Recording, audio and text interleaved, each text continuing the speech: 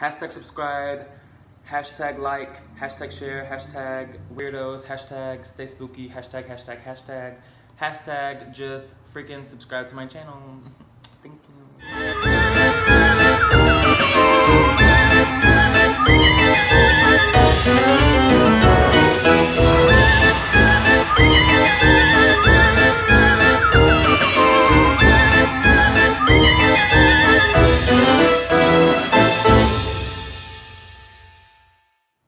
Hello, all you weirdos who like horror just as much as I do and like to be too scared to sleep at night. Welcome back to my channel, or welcome if it's your first time. Go ahead and do me a favor and hit the subscribe button down below and hit the bell notification so that you get notified every time I post a new video. Like this video and share this video with all your friends. Get the word out that there's this new spooky club in town and you guys need to come join the spooky club. So yeah, hashtag weirdos. So grab your coffee, grab your popcorn, get comfortable, and get ready to get spooked. Let's get right into it. So for today's video, I wanted to do another like urban legend kind of video, even though I don't know if Elizabeth Bathory is like an urban legend or if she's just like a freaking terrifying woman who lived in the 1600s. But I digress. So Elizabeth Bathory, I have been obsessed with Elizabeth Bathory since 2006 when the movie Stay Alive came out, about the if you die in a video game, you die in real life kind of thing, and it was based on Elizabeth Bathory. And if you guys haven't seen that movie, it's amazing. It got really bad reviews, but I love it, and it made me super obsessed with Elizabeth Bathory. But there's a lot to the story about Elizabeth Bathory that I didn't know. So I'm gonna go ahead and start off with the real story about Elizabeth Bathory and where she comes from, who she was, and all of that. And then I'll get into the myths and why those myths like started about her and all those lies and everything that were told about her. So Elizabeth Bathory was born in the 1500s in Hungary, and she was born to a very wealthy, a very rich and noble family, and she grew up speaking multiple languages and having a lot of power over just the common people, like the peasants that were basically slaves. Like the peasants back then, you were really either really rich or really poor back in this time in Hungary or in Europe, pretty much all together. And she was directly related to princes and royalty of Transylvania specifically. And she lived in a time where it was very violent and there was a lot of war going on because of religion. So like Eastern Europe was fighting Western Europe, and it was mainly over like Catholicism and paganism. And it's said that even though Elizabeth is known for being a murderer and, you know, Countess Dracula and all that stuff, she was known to be an actual like amazing mother and a loving and loyal wife. So she's not known just for like being this crazy bitch who's like murdered over 600 servant girls. She's actually known for being a loving mother too. So that's kind of interesting to know, because I always just thought that anybody who would be so capable of murdering so many innocent people, that how could you even have a soul? Like, you pretty much probably don't have a soul. But she was a loving mother and a mom, so you get surprised every day. But in around 1600 to 1602, she was married. She would have been around 15 at this time, and she was arranged to be married to this really rich and powerful man that was in the military. And this would be where she was initiated into the torturing of the servant girls, because he would torture the servant girls and he would have them doused in honey and stripped naked, and he would make them stand outside for like 3 days while being ate up by ants and stung by bees and wasps and stuff. So that kind of initiated her passion and obsession with torturing these people. And then when he would be away at war, she took it to the next level, where she would, instead of just torturing them, she would torture them and then kill them very slowly and make their death super painful. And she was super obsessed with like their pain and like just seeing them mangled, pretty much. And she had 3 servants that would help her. One was a dwarf, and I'm pretty sure the other 2 were deformed. And she forced them to help her like lure the girls in and just do things that she couldn't do, or she would make them torture the girls and then she would just watch. But like I said, like a minute ago, she tortured and killed over 600 girls in a span of 30 years. So that's an average of like 17 girls a year. And that's insane for the amount of people that were in Hungary, because Hungary wasn't a very big country, because South Hungary was actually Turkey at the time.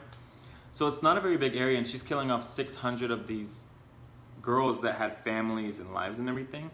So going into the 18th century, after this whole thing, after the Elizabeth Bathory, after she died and after all that was over, in the 18th century, the rumor got started because in the 18th century, it was all about vampires and Dracula and all of that stuff. So in the 18th century, that's when the rumor started about her becoming the Countess Dracula, and she was a vampire and she bathed in virgin's blood. And the story behind that is she had a servant girl, a very young servant girl, brushing her hair, and the servant girl accidentally tugged on her hair a little bit too hard and it hurt Elizabeth, so she turned around and smacked the girl in the face so hard that she had the blood from the servant girl drip onto her hand. And when she wiped the blood away, she thought that her hand was super, super youthful and that it rejuvenated her skin. So she had that girl slaughtered and drained of all of her blood and put that blood into the bathtub and bathed in it. And then that's what started her bathing in the virgin's blood, and she killed over 600 girls to stay young for forever.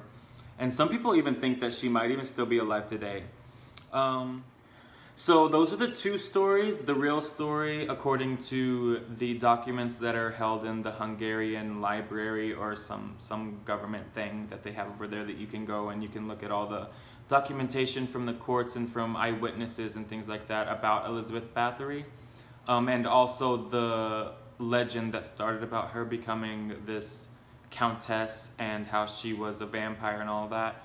But how Elizabeth Bathory actually got caught, she had this friend, I think, and this friend was wanting to become a well-known singer, and I'm assuming it's like opera, and apparently this friend was a terrible singer. She could not sing. So Elizabeth Bathory went into one of her rages and ended up torturing and killing this woman. And this woman wasn't just a peasant girl. She wasn't just a servant. She wasn't just a commoner. She was a noble woman at the same stature as Elizabeth Bathory herself. So when she murdered this noble woman, that's when people started looking at her and was like, what the heck is she doing? Like, why did she kill this woman? And then that's when they figured out that she had killed over 600 other girls that were peasants. And the king of Hungary at the time was like, okay, let's look into it. We don't need people thinking that all nobles are like murderers and we're just killing the peasants. We don't need that in our lives right now, pretty much is what he said.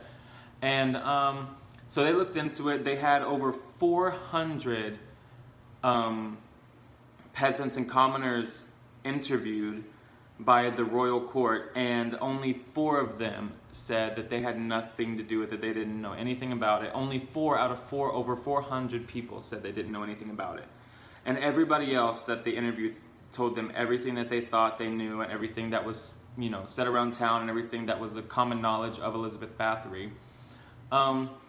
And the king actually decided, even with those testimonies, with those 400 people testifying that yes, she's been killing these girls for 30 years, the king decided not to take her to trial, not to try her for these murders, and he actually convicted the 3 servants that she had helping her, and they were tortured and they were murdered for all the things that Elizabeth Bathory was doing. And Elizabeth Bathory was actually confined to her own castle in her own comfort of her own home for the rest of her life, and she died, actually, she was there until she was 54 when she died. And it was also said that for 100 years after Elizabeth Bathory's death, nobody was allowed to say her name because they kind of just wanted to wipe her out of history.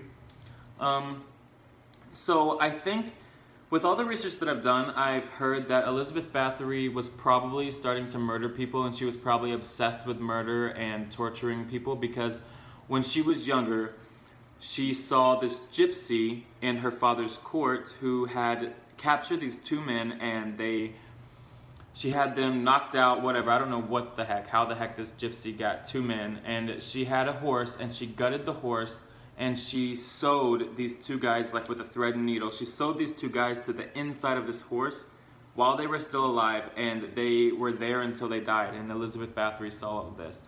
So people think that seeing that kind of stuff, and in combination with they think she might have been abused growing up and that she was so sexualized when she was younger. She was married at 15, and they think that she was probably pretty well known around the town for doing whatever she wants, if you know what I mean. They think that a combination of all those things was the reason why she was so obsessed with murder and killing people and torturing people. But yeah, personally, I think that the documentation and the fact that she killed and tortured 600 girls, I think that one's more plausible than her being a vampire and draining everybody of their blood and then bathing in it to become young. But who knows, it could be real, you know, she could actually be a vampire. I think there's so much more in this world that we don't know, and it's kind of fun to think about, you know. It's kind of terrifying to think about, but it's also really super fun to think about that there could be so much more in this world that we don't see, you know. But yeah, what do you guys think? Do you guys think that Elizabeth Bathory is a vampire who sucks everybody dry of their blood and bathes in it so that she can stay youthful? Or do you think that she was just a crazed killer who was obsessed with torturing and killing young women? What do you guys think? Let me know in the comments below.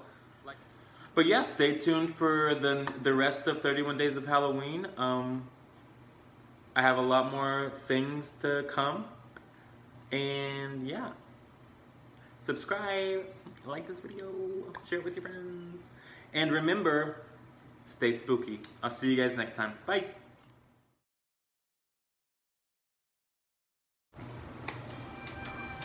Ooh. Who needs contour with these cheekbones? Dang.